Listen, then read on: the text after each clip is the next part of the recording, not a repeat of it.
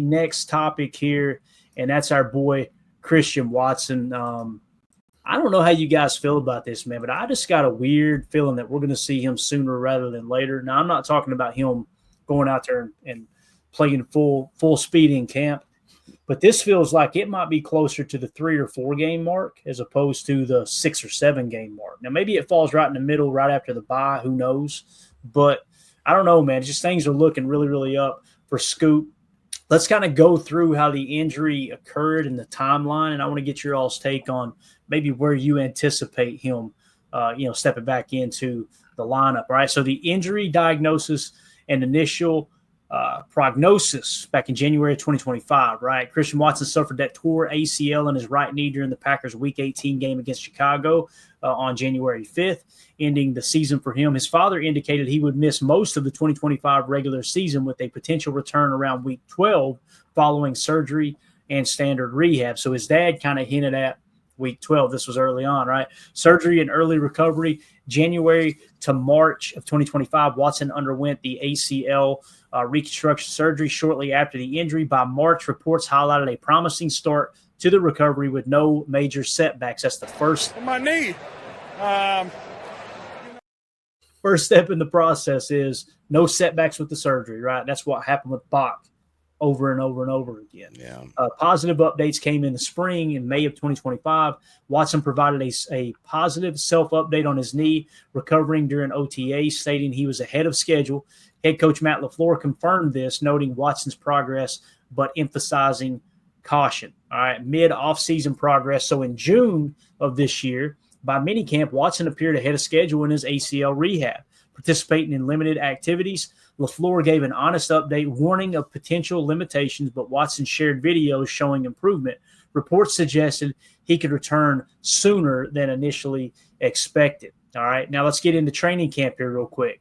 Well, let me just pause there and get your all's take up to this point. I love how the coaching staff, his dad, and I'm sure the trainers are going, hey, everybody chill out, right? Mm-hmm. And Scoot puts videos of him running routes out there like he's going full throttle and everybody else is trying to – it just shows you the type of competitor that Christian Watson is. Tim, what do you think so far? And we'll continue on here with the rest of the information we got. But, man, this is looking good for Scoot, man. He's looking good. You got to see it firsthand at camp, right? Him riding the bike gave you the fist bump on his way to the practice field. What are we thinking about Scoot? And I'm keeping an eye on stuff like this. This is a great shot here. He's, constantly running and moving. I hang out in that back corner and kind of watch the rehab group. I've been having my eyes on Quay these past couple of days. I can't wait for Scoot to, pop over there and start doing a little more. And we start seeing more and more as we advance through the preseason.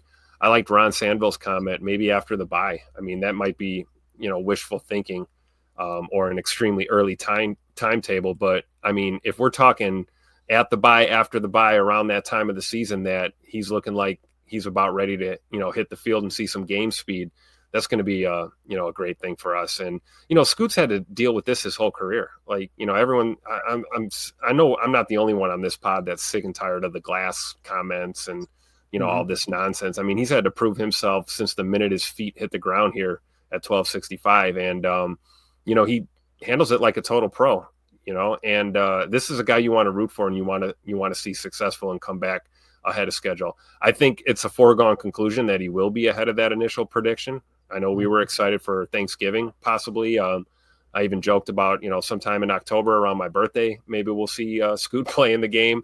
But I fully expect that regardless of what the timetable is, he's going to exceed it. And it's going to be earlier than a lot of people expect. Much like we saw not too long ago with Rashawn Gary in his progress with a very similar injury. So go Scoot, go. That's all I got to say. Yeah, and a couple comments here, Jacob. Whiskey 61, it might be the coolest name on YouTube. I love it. 12 personnel with Christian and Savion is going to be epic. And then Coach Lynn comes back and says 11 personnel with Watson, Golden, Reed, and Kraft will be unstoppable. Let's go. How exciting is that, Jacob? And if Musgrave makes that step this year, 12 personnel is going to be no problem for this offense, for sure.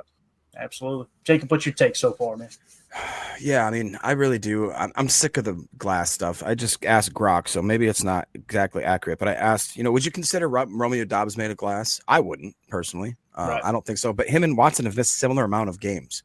You know what I mean? With Dobbs's head injuries and certain other things that had to keep him off. And the way that Watson got hurt, it was a legit injury. And I just think that he is a difference maker. Everybody talks about how we don't have an X, we don't have this, we don't have the number one receiver. I always like the way that Clayton describes a number one receiver, or the quote unquote X. If it's a true number one, basically it's somebody that the defense has to dictate what he's going to do on every play. Is that fair to say that, Clayton? Yeah, I think so. Yeah. I firmly believe that when Christian Watson is on the field, the defenses have to know where he is on every play. I really do feel like that, especially when he's healthy. And I hate that adage too. I hate that verbiage, when he's healthy, right? But when he is, the guy, he is just an absolute field stretcher. He's a difference maker.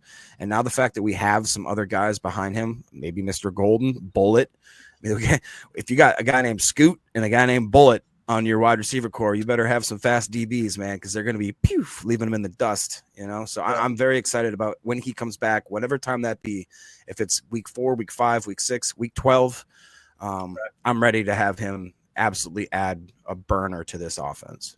Yeah, and what's awesome about what you just said too, Matthew Golden in a moving Z spot, 4.2 40 speed. Christian Watson, whether he's playing X, Z, and you move Golden over to X from time to time, you could take that route if you want. 4.2 40 speed, so you got those just absolute burners. We're not even talking about Jayden Reed, who, by the way, has outperformed every other receiver on this roster, including Christian Watson. That's not a shot at Christian Watson. That just shows just how damn good Jayden Reed has been since he came in the league. So just want to throw that out there too, man. It's going to be exciting with 11 personnel. Training camp status. Let's get into it here most recently, right? July 2025, placed on the physically unable to perform list, also known as a PUP list, at the start of camp on July 21st, meaning he won't practice initially and could miss the first 4 games if not activated by August 26th. So you got kind of a deadline there. If he's not activated by August 26th, he's going to be out the first 4 games, which I think we're all anticipating at least the first 4 games, right? So that's how that'll shake out. However, he's on the fast track, rehabbing diligently all offseason and now performing various running drills, including change of direction work. That's a huge step. Latest coach and player comments in July earlier this month, probably just a few days ago. Head coach Matt LaFleur described Watson's recovery as outstanding and noted his hard work. Brian Gutekunst, the general manager, indicated Watson could return to the active roster sooner than anticipated. Watson himself told reporters he's in a, quote, really good spot in rehab. Now, shifting to social media, Christian Watson's dad, we interact on there quite a bit, man. Really, really like him as a follow.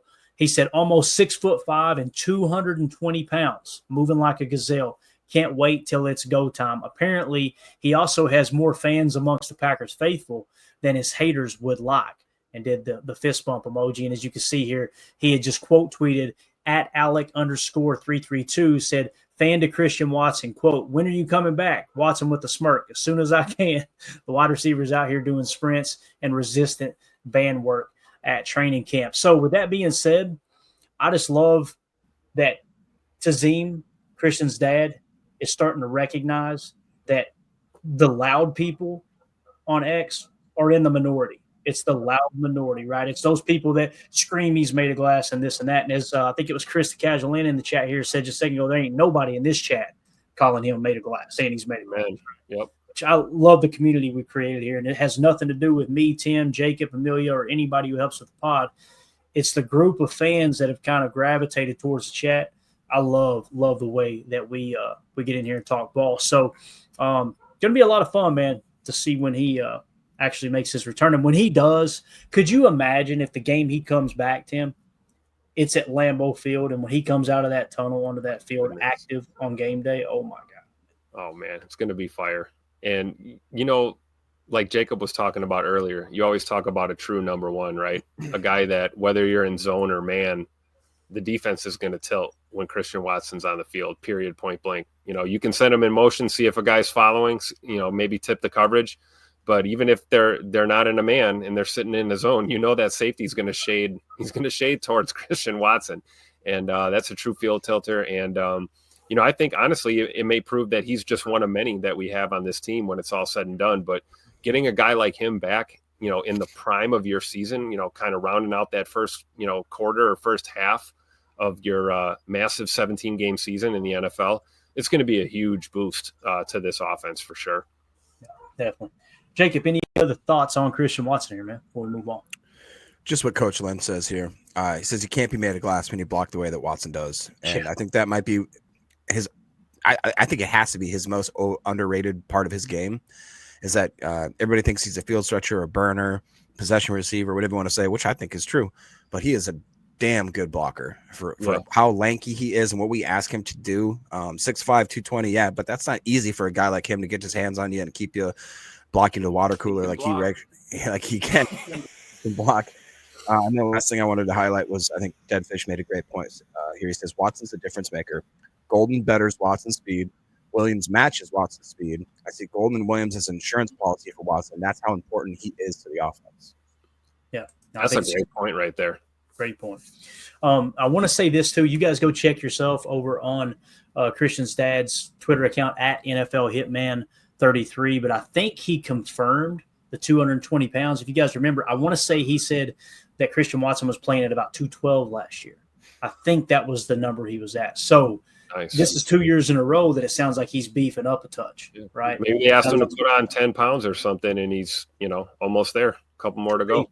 Yeah, it could be. So the fact that he's ahead of schedule after putting that extra weight, you know how easy it would be like, okay, let's take this knee thing kind of easy. Let's don't put on any extra weight, right? He's just full steam ahead. Now, let's stick with the program. We wanted me to be at 220 in year 3.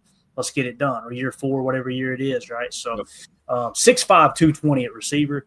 Now, think about most corners, 5'10", right? 5'11", somewhere around there. You trying to cover a 6'5" wide receiver who's and just a guy that runs a faster 40 than you do. Good luck with that.